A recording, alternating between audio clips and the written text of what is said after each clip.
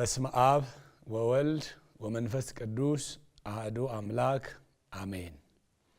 የተወደዳችሁ የእግዚአብሔር ቤተሰቦች በዚህ ሰዓት በየትኛውም ሁኔታና በየትኛውም ስፍራ ሆናችሁ ይህንን መልእክት የምትሰሙ ወገኖች በሙሉ የጌታችን የመድኃኒታችን የኢየሱስ ክርስቶስ ጸጋና ሰላም ምሕረትም ለእናንተ ይብዛ። በዚህን ወቅት በዚህን ሰዓት እንደ መጽሐፍ ቅዱስም ደግሞ በመላው ዓለም በቤተ ክርስቲያን ዘንድ በአማኞችም ዘንድ የጌታችን የመድኃኒታችንን የሕማም የምናስብበት ወቅት ጌታችን ኢየሱስ ክርስቶስ ስለኛ መታመሙን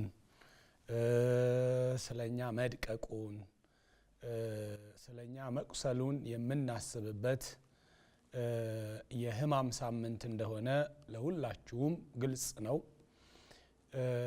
እንግዲህ የእግዚአብሔርም ቃል ምን ይለናል? ከዚህ ከሕማም ሳምንቶቹ ጋር በተያያዘ የምናስብበት ሳምንት እንደመሆኑ ጌታችን ኢየሱስ ክርስቶስ ስለኛ መታመሙን የምናስብበት ሳምንት ከመሆኑ ጋር በተያያዘ ይበልጥ ወደ እግዚአብሔር ቃል በመቅረብ የክርስቶስን ሕማም የሆነልንን ምንም እንኳን ያለፈ ቢሆንም ከዛሬ 2000 ዓመት በፊት የሆነ ቢሆንም ዛሬም ሕያው ሆኖ በልባችን ውስጥ የምናስበው ስለሆነ በምን አይነት መንገድ ነው የጌታችን የኢየሱስ ክርስቶስን ሕማም የምናስበው? እንዴት ባለስ ሁኔታ ነው እያሰብነው ያለው የሚለውን ነገር መጽሐፍ ቅዱስ ምን ይለናል በሚል ሐሳብ ለጥቂት ጊዜ እንነጋገራለን ማለት ነው። እንግዲህ ይሄንን ስዕል እንደ መሪ ጥቅስ የምንወስደው የጌታችን ኢየሱስ ክርስቶስ ለምን ሞተ? የመሞቱ ዓላማ ወይንም ደግሞ የመሞቱ ጥቅም ምንድነው? እቺም ሁላችንም የጌታችን ኢየሱስ ክርስቶስን መሞት እናምናለን እና ጌታችን ኢየሱስ ግን ለምን ሞተ? የሞተበትንም ምክንያት የእግዚአብሔር ቃል ምን ይለናል? ምንድነው የሚለን? የክርስቶስ ኢየሱስ ሞት በእኛ ሕይወት ውስጥ ምን ለውጥ አመጥቷል? ምን ያመጣውስ ፋይዳ አለ የሚለውን እንድናስብ እንደ ትልቅ ርዕስ የያዝነው ኢየሱስ ክርስቶስ ለምን ሞተ ጥያቄ ስለሆነ ማለት ነው። እና ሁላችሁም በልባችሁ ውስጥ ይህን እንድታሰላስሉት ጌታችን ኢየሱስ ክርስቶስ ለምንድን ነው የሞተው? እንዳውም በግልም ጭምር እንድንለው ማለት ነው። እና ጌታ ኢየሱስ ለምንድን ነው ለእኔ የሞተልኝ? ምክንያቱም ለእያንዳንዳችን ስለሆነ የሞተው፣ ለዓለም ሁሉ ስለሆነ የሞተው። እንደው ይህንን መልእክት የምትሰሙ ጌታ ኢየሱስ ለምንድን ነው የሞተልኝ? በዚህ ሰዓት በዚህ ሳምንት የምናስበው ስለሆነ የክርስቶስ ኢየሱስን ሞት እንደው ለምን እንደሞተ የሞተበትን ምክንያት ሐዋርያው ቅዱስ ጳውሎስ ወደ ቆላስይስ ሰዎች የጻፈውን መልእክት የእስር ቤት መልእክት ተብሎ የሚታወቅ ነው። ወደ ቆላስይስ ሰዎች የተጻፈውን መልእክት እዛ ላይ በቆላስይስ መልእክት ምዕራፍ 1 ቁጥር 21 እና 22 ላይ ክርስቶስ ኢየሱስ የሞተበትን ምክንያት በእነዚህ ሁለት ቁጥሮች ስለሚያስቀምጥ እነዚህ ሁለት ቁጥሮችን በማንሳት የክርስቶስን ሞት ጠቃሚነት አሊያም የክርስቶስን ሞት ዓላማነት እናወራለን ማለት ነው። እግዚአብሔር አምላክ ስለሚረዳን እናመሰግነዋለን ማለት ነው። የጳውሎስን መልእክት ወደ ቆላስይስ ሰዎች ምዕራፍ 1 ቁጥር 21 እስከ 22 እናነባለን። እናንተንም ነውርና ነቀፋ የሌላችሁና ቅዱሳን አድርጎ በእርሱ ፊት ያቀርባችሁ ዘንድ በፊት የተለያችሁትን ክፉ ሥራችሁንም በማድረግ በሐሳባችሁ ጠላቶች የነበራችሁትን አሁን በሥጋው ሰውነት በሞቱ በኩል አስታረቃችሁ። እግዚአብሔር የአምላካችን ስም ስለተከበረው ቃሉ የተመሰገነ ይሁን። እንግዲህ በእነዚህ ሁለት ቁጥሮች ውስጥ ሐዋርያው ጳውሎስ ሁለት ነገሮችን በማነጻጸር በተለይ መጀመሪያ ምን ነበርን የሆነውን መጀመሪያ ቀድሞ ጌታችን ኢየሱስ ክርስቶስን ከማግኘታችን በእርሱ ከማመናችን በፊት የነበርንበትን ሁኔታ እና በእርሱ በማመናችን ያገኘነውን በረከት ያገኘነውን ነገር ነው ሁለቱን በንጽጽር የሚያስቀምጠው። በጥቅሉ ስናይ ግን የጌታችን የኢየሱስ ክርስቶስ የመሞቱ ዓላማ የመሞቱ ጥቅም ምን እንደሆነ ከምን ውስጥም እንዳወጣን የጌታ ኢየሱስ ክርስቶስን የመሞቱን ምክንያት ፍንትው አድርጎ የሚያሳየን ክፍል ነው ማለት ነው። እንግዲህ ጌታ ኢየሱስ ለምንድን ነው የሞተው? ለምን ሞተ? ለእኔ ለምን ሞተ? ለእናንተ ለምን ሞተ? ለእኛ ለምን ሞተ? ለዓለም ሁሉ ለምን ሞተ የሚለውን ሐዋርያው ጳውሎስ በዚህ ሁለት ቁጥሮች ውስጥ ክርስቶስ ለምን ሞተ ለሚለው ጥያቄ ሶስት ምላሾችን ይሰጣል። ስንጠቀልለው እነዚህን ሶስቱን መልሶች ስንጠቀልለው አንድ ነገር እናገኛለን። እሱ መታረቅ የሚል ነው። ስንጠቀልለው መታረቅ፣ ከእግዚአብሔር ጋር መታረቅ፣ ከአባታችን ጋር መታረቅ። እንግዲህ እርቅ የሚያስፈልገው ጥል ሲኖር ነው ማለት ነው። ስለዚህ ከእግዚአብሔር ጋር ጥል ነበርን፣ በክርስቶስ ሞት ደግሞ ታረቅን ይላል እና ክርስቶስ የመሞቱ ዓላማ ከእግዚአብሔር ጋር ለማስታረቅ ከእግዚአብሔር ጋር እርቅ እንድናገኝ እርቅን እንድንቀበል ስለሆነ ስንጠቀልለው ይህን ነው። ግን እንደው ዘርዘር አድርገን ስናየው እነዚህ ሶስቱን ነገሮች እናያለን። ክርስቶስ ለምን ሞተ ስንል ለነዚህ ሶስት መሰረታዊ ነገሮች ነው። የመጀመሪያውን ስናይ ቁጥር 21 ላይ እናንተንም ይላል። እናንተንም ማለት አማኞችን በሙሉ ነው። በወቅቱ መልእክቱ የሚጻፍላቸውንም ሰዎች ስለሆነ እናንተንም ነውርና ነቀፋ የሌላችሁና ቅዱሳን አድርጎ ይላል። እዚህ ላይ ሁለት ቃላቶችን እናያለን። አንደኛ ነውር አልባ መሆን፣ ሌላኛው ደግሞ ቅዱስ ወይም ደግሞ ቅዱሳን የሚለው ማለት ነው። እንግዲህ ጌታ ኢየሱስ ለኛ የሞተው ነውር አልባ እንድንሆን ቅዱሳን እንድንሆን እንደሆነ በመጀመሪያ ያስረዳናል። ነውር አልባ ማለት ምን ማለት ነው የሚለውን ቃል ትርጉሙን በተወሰነ መንገድ መረዳት ይጠበቅብናል። ነውር አልባ ማለት እድፍ የሌለበት፣ ኃጢአት የሌለበት፣ በደል የሌለበት፣ ቆሻሻ ነገር የሌለበት ማለት ነው እና ክርስቶስ ለምን ሞተ ስንል ነውር የሌለን እንድንሆን። ነውር የሌለን እንግዲህ ነውር የሌለን መሆን ያለብን በማፊት ነው። ነውር የሌለን ነውረኞችስ ሆነን የተቆጠርነው በማፊት ነው። በኃጢአት ምክንያት የሁላችሁ በኃጢአት ምክንያት በእግዚአብሔር ፊት እንደ ነውረኛ ተቆጥረናል። ነውር እንዳለባቸው ሰዎች ተቆጥረናል። እድፍ እንዳለባቸው ሰዎች ተቆጥረናል። በማፊት በእግዚአብሔር ፊት። አሁንም በክርስቶስ ኢየሱስ መስዋዕታዊ ሞት ምክንያት ደግሞ በራሱ በእግዚአብሔር አምላካችን ፊት ነውር አልባ ሆነናል። በፊቱ በኃጢአት ምክንያት አስተውሉ፣ በኃጢአት ምክንያት ነውረኞች ሆነናል። በኃጢአት ምክንያት ኃጢአት በእግዚአብሔር ፊት ነውረኞች እንድንሆን አድርጎናል። የክርስቶስ ኢየሱስ የመስዋዕታዊ ሞቱ ግን በዛው ነውረኞች ሆነን በተቆጠርንበት በእግዚአብሔር ፊት ደግሞ ነውር አልባ እንድንሆን አድርጎናል ማለት ነው። በኃጢአት ምክንያት ነውረኞች ከሆንን እንደዚሁ ደግሞ በክርስቶስ ምክንያት ደግሞ በክርስቶስ መስዋዕታዊ ሞት ምክንያት ደግሞ ነውር አልባ ሆነናል። በእርግጥ የእግዚአብሔር የዘላለም ሐሳቡ ይሄ እንደሆነ ሐዋርያው ቅዱስ ጳውሎስ በኤፌሶን መልእክቱ ላይ በምዕራፍ 1 ቁጥር 4 ላይ እንዲህ የሚል ቃል እናገኛለን። ኤፌሶን መልእክት ምዕራፍ 1 ቁጥር 4 ዓለም ሳይፈጠር በፊቱ ይላል ቅዱሳንና ነውር የሌለን በፍቅር እንሆን ዘንድ በክርስቶስ መረጠን ይላል። የመረጠን አምላክ እግዚአብሔር ለዘላለም ስሙ የተባረከ ይሁን። በፊቱ የሚል ቃል አለ። በፊቱ በማፊት በእግዚአብሔር አምላካችን ፊት ምን ቅዱሳን እና ነውር የሌለን እድፍ የሌለን እንሆን ዘንድ ማለት ነው። ስለዚህ ነውር አልባ ማለት እድፍ የሌለን ክርስቶስ የዕብራውያኑ ጻፊ እንደሚነግረን ክርስቶስ ነውር የሌለበት ተንኮል የሌለበት ኃጢአት የሌለበት ንጹህ የሆነ መስዋዕታችን ነው። ነውር የለበትም፣ እድፍ የለበትም፣ ኃጢአት የለበትም መድኃኔ ዓለም ክርስቶስ ኢየሱስ ማለት ነው።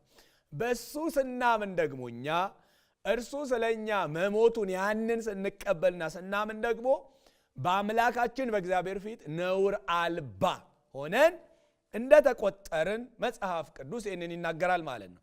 ስለዚህ ክርስቶስ ለምን ሞተ? በእግዚአብሔር ፊት ነውር አልባ እንድንሆን፣ ነውር የሌለብን። እግዚአብሔር ይመስገን ወገኖቼ። እግዚአብሔር ሲያየን በክርስቶስ ኢየሱስ በኩል ስለሚያየን ልጁ ነውር ስለሌለበት ልጁ ቅዱስ ስለሆነ ጌታችን ኢየሱስ ክርስቶስ ኃጢአት የሌለበት ስለሆነ በእርሱ ያመነውን እግዚአብሔር ሲያየን ነውር እንደሌላቸው ሰዎች፣ እድፍ እንደሌላቸው ሰዎች፣ በደል እንደሌላቸው ማለት በደላቸው እንደተወገደ ከእድፋቸው እንደታጠቡ ከነውራቸው እንደታጠቡ ነው እግዚአብሔር እኛን የሚያየን። ስለዚህ በክርስቶስ ኢየሱስ ሞት ምክንያት በክርስቶስ ኢየሱስ መስዋዕታዊ ሞት ምክንያት በእግዚአብሔር ፊት ነውር የሌለን።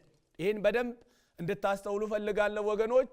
በእግዚአብሔር አምላካችን ፊት ነውር የለብንም፣ ነውር የለብንም። ለምን? ክርስቶስ ኢየሱስ ስለኛ ስለሞተ ሞቱ ነውራችንን ከኛ ላይ አስወግዶልናል ማለት ነው። እግዚአብሔር ለዘላለም ይመስገን። ከዚህ ጋር ተያይዞ ስለዚህ የክርስቶስ ኢየሱስ ሞት በመጀመሪያ ደረጃ ነውር አልባ አድርጎናል። ክርስቶስ ኢየሱስ ሞቱ ዓላማ እኛ ነውር አልባ እንድንሆን ነው። በማፊት በእግዚአብሔር ፊት መጀመሪያ ምን ነበርን? በእግዚአብሔር ፊት ኃጢአተኞች ነበርን፣ በእግዚአብሔር ፊት ነውረኞች ነበርን። በክርስቶስ ሞት ምክንያት እርሱ ነውራችንን ከኛ ላይ ስላስወገደ ቆሻሻችንን ከኛ ላይ ስላጠበ በዛው በአምላካችን ፊት ነውር አልባ ሆነን ተቆጥረናል ማለት ነው። ሁለተኛው ደግሞ ነውር አልባ ብቻ ሳይሆን በሁለተኛ ደረጃ የሚያስቀምጠው ወደ ቆላስያስ መልእክት ስንመለስ ነውርና ነቀፋ የሌላችሁ ካለ በኋላ ቅዱሳን አድርጎ በእርሱ ፊት ያቀርባችሁ ዘንድ የሚል ቃል አለ። አሁን በእርሱ ፊት አስተውሉ። ነውር አልባ እግዚአብሔር አደረገን። ነውር አልባ ስንሆን ይሄ ቅዱስ የሚለውን ሐሳብ እናመጣለን። ቅዱስ ከኃጢአት ታጠብን፣ ነውር አልባ ሆነን በእግዚአብሔር ፊት ነውር አልባ ማለት የተቀደሰ ማንነት አለን ማለት ነው። የተቀደሰ ማንነት ዕብራውያን 10:10ም እንደዛው ነው የሚለው። ክርስቶስ ኢየሱስ አንድ ጊዜ በመሞቱ ምክንያት በእግዚአብሔር ፊት ተቀድሰናል። ይሄ ስፍራዊ ቅድስና አንደኛ ቆሮንቶስ ምዕራፍ 6 ቁጥር 11 ተቀድሳችኋል ይላል። በክርስቶስ ኢየሱስ በማመናችን ምክንያት ተቀድሰናል፣ ከኃጢአታችን ታጥበናል። ስለዚህ ነውር አልባ ሆነናል ማለት ተቀድሰናል ማለትም እንደሆነ ከዚሁ ጋር አያይዤ መናገር እፈልጋለሁ። ስለዚህ በመጀመሪያ የምናነሳው በክርስቶስ ኢየሱስ ለምን ሞተልን ብንል ነውር አልባ እንድንሆን። ይሄ ማለት ምን ማለት ነው? ቅዱሳን እንድንሆን። ይሄ መጠሪያ እንደው መጠሪያ ብቻ አይደለም፣ ስያሜ አይደለም፣ ሕይወት ነው ወገኖቼ። እግዚአብሔር እኛን በክርስቶስ ኢየሱስ ሲያየን ነውር የለብንም፣ የተቀደስነን፣ በእግዚአብሔር ፊት ቅዱሳን ተደርገን የተቆጠርነው፣ የተለየን ከምን? ከጨለማ የተለየን ከምን? ከኃጢአት የተለየን ከምን? ከአመፃ የተለየን። አንደኛ ጴጥሮስ ምዕራፍ 1 ቁጥር 18 እና 19 ላይ ከአባቶቻችሁ ከወረሳችሁት ከከንቱ ኑሯችሁ ይላል እና ከአባቶቻችሁ ከወረሳችሁት ከከንቱ ኑሯችሁ በሚያልፍ ነገር በብር ወይንም በወርቅ ሳይሆን ነውርና እድፍ እንደሌለው እንደ በግ ደም በክቡር በክርስቶስ ደም እንደተዋጃችሁ ታውቃላችሁ ይላል። ስለዚህ እኛ የተገዛ ነው በክቡር በክርስቶስ ኢየሱስ ደም ስለሆነ ያ ደም ደግሞ ከአባቶቻችን ከወረስ ነው፣ ከትውልድ ከወረስ ነው ከከንቱ ኑሮ፣ ከከንቱ የጨለማ ምልልስ፣ ከአመፃ ምልልስ ተዛ ተለይተን የእግዚአብሔር ቅዱሳን ለእግዚአብሔር የተለየን ሰዎች ሆነን መቆጠራችንን በእግዚአብሔር ፊት በክርስቶስ ኢየሱስ ምክንያት በእኛ ጽድቅ አይደለም፣ በእኛ ሥራ አይደለም፣ በጌታችን በኢየሱስ ክርስቶስ መሞት ምክንያት ለእግዚአብሔር እኛ የተለየን። ይህንን ሳነሳ ግን አንደኛ ጴጥሮስ ምዕራፍ 1 ቁጥር 15 እና 16 ላይ ግን ያለውንም ባለመዘንጋት ምክንያቱም እኔ ቅዱስ ነኝና እናንተም በስራችሁ ቅዱሳን ሁኑ ያለውን ቃል ባለመዘንጋት በኑሯችን ደግሞ ዕለታዊ የተግባር ቅድስናም ደግሞ ከኛ እንደሚጠበቅ ማስተዋል ደግሞ በዚህ አጋጣሚ ያስፈልጋል። ስፍራዊ ቅድስና በፊቱ አሁን ቅዱሳን ነን፣ በእግዚአብሔር ፊት ነውር የለብንም። በማን ምክንያት? ክርስቶስ ስለኛ በመሞቱ ምክንያት። ካልተቀደስንና እንደው ቅዱሳን ካልሆንን ነውር አልባ ካልሆንን ወገኖች የክርስቶስ ሞት ምንድን ነው? የክርስቶስ ሞት ሁልጊዜ ክርስቶስ ስለ ኃጢአታችን ሞቷል ብለን እንላለን። እግዚአብሔርም ቃል ይህንን ይናገራልና የክርስቶስ ሞት ነውር አልባ ካላደረገን፣ የክርስቶስ ሞት በእግዚአብሔር ፊት ቅዱሳን ካላደረገን፣ በእግዚአብሔር ፊት ኃጢአት አልባ ካላደረገን፣ በእግዚአብሔር ፊት ጻድቅ ካላደረገን የክርስቶስ ሞት ከሌላው ሰው ሞት ምንድን ነው የሚለየው? ወገኖቼ በዓለም ላይ ትልልቅ ሰዎች ይሞታሉ እናውቃለን። የተጨበጨበላቸው ሰዎች፣ ባለዝና የሆኑ ሰዎች፣ ምድርን ያንቀጠቀጡ ሰዎች፣ ትልልቅ መሪዎች፣ ፈላስፎች፣ ሳይንቲስቶች ሁሉ ይሞታሉ። የእነሱ ሞት ምንም አይደለም ወገኖቼ፣ ምንም አይደለም። ስራቸው ሊታወስ ይችላል፣ ግን ከዛ የዘለለ በእኛ ህይወት ላይ የሚያመጣው ምንም ነገር የለም። ምንም አንዳች ነገር የለም። የክርስቶስ ሞት ግን ነውር አልባ አድርጎናል። ይህንን ማስተዋል ያስፈልጋል። የክርስቶስ ሞት ግን ነውር አልባ አድርጎናል። የክርስቶስ ሞት ግን ቀድሶናል ማለት ነው። ስለዚህ ክርስቶስ ለምን ሞተ ስንል ነውር አልባ እንድንሆን፣ ቅዱሳን እንድንሆን የመጀመሪያ ይህን እንድናስተውል ነው። በሁለተኛ ደረጃ ደግሞ በእርሱ ፊት ያቀርባችሁ ዘንድ የሚል ቃል አለ እዚሁ ቁጥር 21 ላይ። በእግዚአብሔር ፊት እንድንቀርብ የክርስቶስ ሞት ሌላው ዓላማው በእግዚአብሔር ፊት እንድንቀርብ ነው። በእግዚአብሔር ፊት እንድንቀርብ መጀመሪያ በኃጢአታችን ምክንያት ከእግዚአብሔር የራቀን ሰዎች ነን። ከእግዚአብሔር የሸሸን ሰዎች ነን። ታስታውሳላችሁ ዘፍጥረት 3 ላይ የእግዚአብሔር ድምፅ በገነት መካከል ሲመላለስ አዳም ወዴት ነህ ሲል ኃጢአት በመስራቱ ምክንያት አዳም ከእግዚአብሔር ሲሸሽ እግዚአብሔር ወደ አዳም ሲመጣ ነው የምናየው። አዳም ለምን ሸሸ? ኃጢአትን ስለሰራ። ከእግዚአብሔር ፊት ለምን ተሰወረ? ከእግዚአብሔር ፊት ለምን ተደበቀ? ምንጊዜም ነውር፣ ምንጊዜም ኃጢአት ከእግዚአብሔር ፊት እንድንሸሽ ነው የሚያደርገው። የእግዚአብሔር ጸጋ ወገኖቼ ለሰዎች ሁሉ የተገለጠው፣ ሰዎችን ሁሉ የሚያድነው የእግዚአብሔር ጸጋ ወደ እግዚአብሔር እንድንቀርብ ነው የሚያደርገን። እግዚአብሔር ወደኛ የመጣው በጸጋው ነው። እኛም ወደሱ የምንሄደው በተገለጠው በመጣው ጸጋ ነው። ኃጢአት ግን ከእግዚአብሔር ፊት ነው የሚያሸሸን። ከእግዚአብሔር ፊት እንድንሸሽ፣ ከእግዚአብሔር ፊት እንድንርቅ ነው የሚያደርገን። ስለዚህ ክርስቶስ ኢየሱስ ለኛ የመሞቱ ዓላማ እኛ ወደ እግዚአብሔር እንድንቀርብ፣ ወደፊቱ እንድንጠጋ፣ በእርሱ ፊት እንድንቀርብ። ይሄ ምን አይነት ሞገስ ነው ወገኖቼ! ምን አይነት ክብር ነው! ከእግዚአብሔር የሸሸን ከፍጥረታችን እንኳን የቁጣ ልጆች የነበርነው እግዚአብሔር በፊቱ እንድንቆም በፊቱ ስፍራን እንድናገኝ ያደረገ አምላክ በእውነት ለስሙ ለዘላለም ክብር ይሁንለት ወገኖቼ። በዚህ ምክንያት ልናመሰግነው ስለሚገባ ማለት ነው።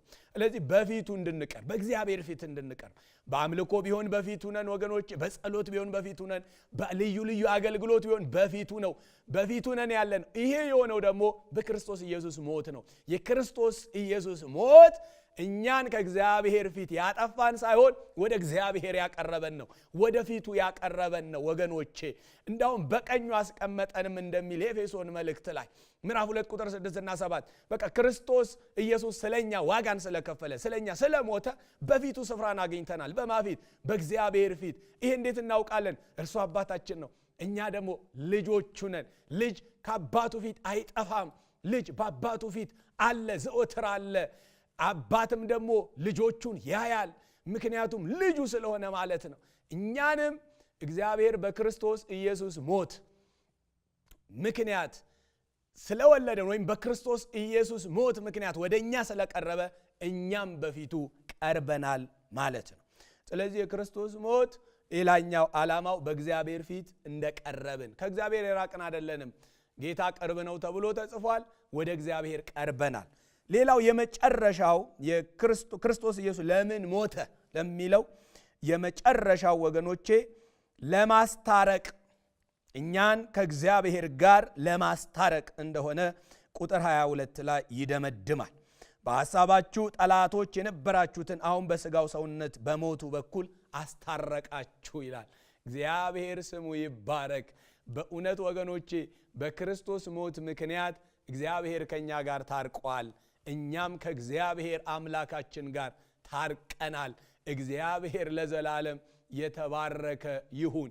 እግዚአብሔር በክርስቶስ ሆኖ ዓለሙን ከራሱ ጋር ያስታርቅ ነበር፣ በደላቸውንም አይቆጥርባቸውም ነበር ተብሎ እንደተጻፈ እግዚአብሔር ከእግዚአብሔር ጋር በክርስቶስ ኢየሱስ ሞት ምክንያት ታርቀናል። እንኳን ደስ አላችሁ ወገኖቼ። የክርስቶስ ሞት ልዩነቱ እዚህ ላይ ነው። የክርስቶስ ሞት ልዩነቱ እዚህ ላይ ነው ወገኖቼ። ነውር አልባ የሆንበት ነው። ከዛም ሲቀጥል ደግሞ በእግዚአብሔር ፊት የቀረብንበት ነው። ምክንያቱም በደል ስለተወገደ፣ በመጨረሻ ደግሞ የታረቅንበት ነው። ዋናው ይሄ ነው። ሰውና እግዚአብሔር ተጣልቶ ነበረ። በክርስቶስ ኢየሱስ ሞት ምክንያት ደግሞ ከእግዚአብሔር ጋር ታርቀናል። ስለዚህ በክርስቶስ ሞት ያመነ፣ በክርስቶስ መስዋዕታዊ ሞት ያመነ የማንንም ሞት አናምንም ወገኖቼ።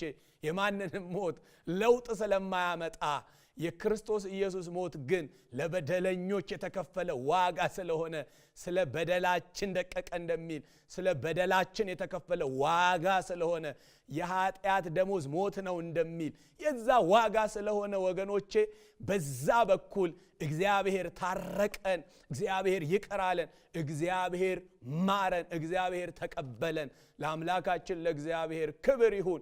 ስለዚህ ይህንን መልእክት የምትመለከቱ፣ ይህንን መልእክት የምትሰሙ ወገኖቼ እንደው ክርስቶስ ለምን ሞተ ብላችሁ ጠይቁ። ማንም አልሞተም፣ ክርስቶስ ነው የሞተው። ልዩነቱ እዚህ ላይ ነው። የክርስቶስ ሞት ነውራችንን ከኛ አስወግዷል። የክርስቶስ ሞት ቀድሶናል። የክርስቶስ ሞት ወደ እግዚአብሔር እንድንቀርብ አድርጎናል። የክርስቶስ ሞት ደግሞ ከእግዚአብሔር ጋር እንድንታረቅ አድርጎናል። ስለነበረን የመልእክት ጊዜ እግዚአብሔር እናመሰግናለን። ክብር ለአምላካችን ለእግዚአብሔር ይሁን። ይህን ሳምንት ስታስቡ በቃ ክርስቶስ ስለኔ የሞተበት ዓላማው እኔ ከእግዚአብሔር ጋር እንታረቅ ነው። የታረቃችሁ ጸንታችሁ ኑሩ።